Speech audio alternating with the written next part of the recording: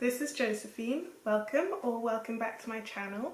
Here I make homemade vegan recipes on a regular basis, so don't forget to subscribe to the channel below.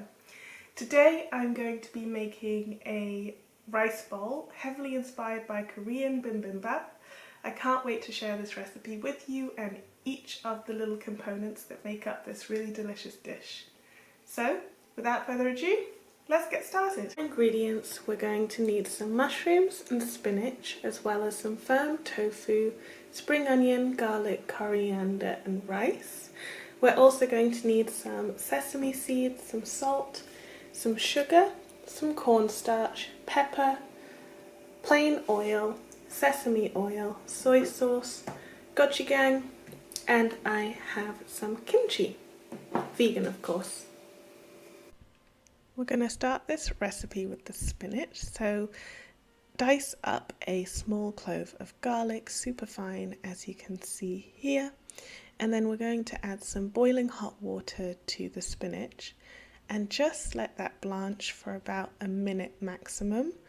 And then you want to plunge the spinach into ice water, or if you don't have any ice water you can do what I do, which is rinse it in very cold water. That's just to stop it from cooking and keep it bright and vibrant green. So as you can see here, I've just popped it into a sieve and I'm covering it with freezing cold water until it's completely cooled down and stopped cooking. And then the next bit is very important. You want to take the spinach and squeeze out all the excess water, and you'll have a nicely textured spinach, kind of like this, as you can see here. So really wring that out so it's not watery in the dish, and then we can start to season the spinach. So I'm going to be seasoning it with a pinch of salt and a pinch of black pepper, as well as a small splash of sesame oil and of course some sesame seeds as well, and the chopped garlic. Then you can mix that all together and let all those flavors marinate together. This is such a nice way to prepare spinach. Really delicious and has a really nice sort of crunchy texture because we've squeezed all of that water out. Once your spinach is done, you can pop that aside and we'll move on to the rice. Now for the rice, I'm doing about half a cup per person, so this is just for one. And then you just want to wash your rice until the water runs clear. And you want to use about 1.5 times as much water to rice. Then you want to pop it on the stove. This is if you don't have a rice cooker. And you want to bring that to a boil.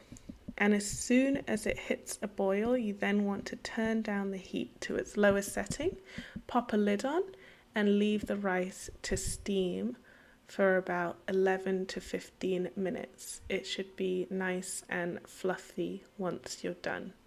So while the rice is cooking, I then prep my tofu. So I'm slicing my tofu into thin rectangles. As you can see here, firm tofu works best, and I'm portioning out as many as I want for each dish. And then I'm putting some cornstarch in a bowl and coating each piece of tofu in the cornstarch. That's just going to help it crisp up on the edges and get a really nice texture. Once you're done coating each piece of your tofu, you're then going to want to heat up some plain oil in a pan and spread that around the pan and allow it to come to a nice hot heat, so a medium-high heat here. And then you just want to drop in your tofu away from you so that the oil doesn't splash towards you.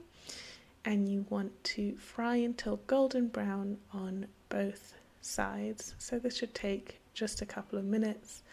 Then flip the tofu, make sure it's brown on the other side, and pop on a paper towel and aside to wait for plating.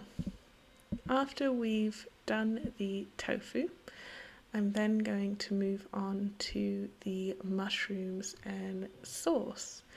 So first I'm going to cut up a spring onion. We're going to be using the whites in the cooking and then the greens for garnishing, so separate those out.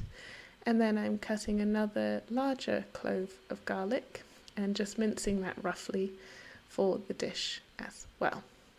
I'll then be tearing up my mushroom, as you can see here, so that we have nice little individual pieces, and also then I can lay them more flat in the pan so they brown up nicely. Mushrooms are just so delicious in this dish, so highly recommend you keep these in. And as you can see, those are all the veggies prepped. For the sauce, I'm using half a spoon of sugar, a good splash of soy sauce, as well as a good heaping spoon of gochujang red pepper Korean paste. I'm adding half a teaspoon of cornstarch, as well as a splash of hot water and a few drops of sesame oil, and mixing that well in together. As you can see here, it's a very rich dark sauce.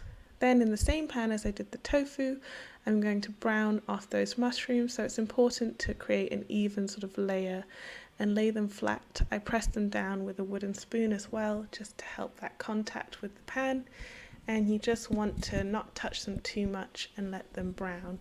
Once they're brown on one side, flip them over and continue to cook until they're nice and brown and crispy on all their sides. And then you can add in your garlic and cook that as well for a few minutes. So as you can see, I'm just stirring that up, letting them get nice little golden caramelized bits, and then adding in my garlic, cooking that off for about a minute or two until it's nice and fragrant before adding in the sauce. So I initially add in the sauce, mix that in, and then I just use water to thin it out to my desired texture.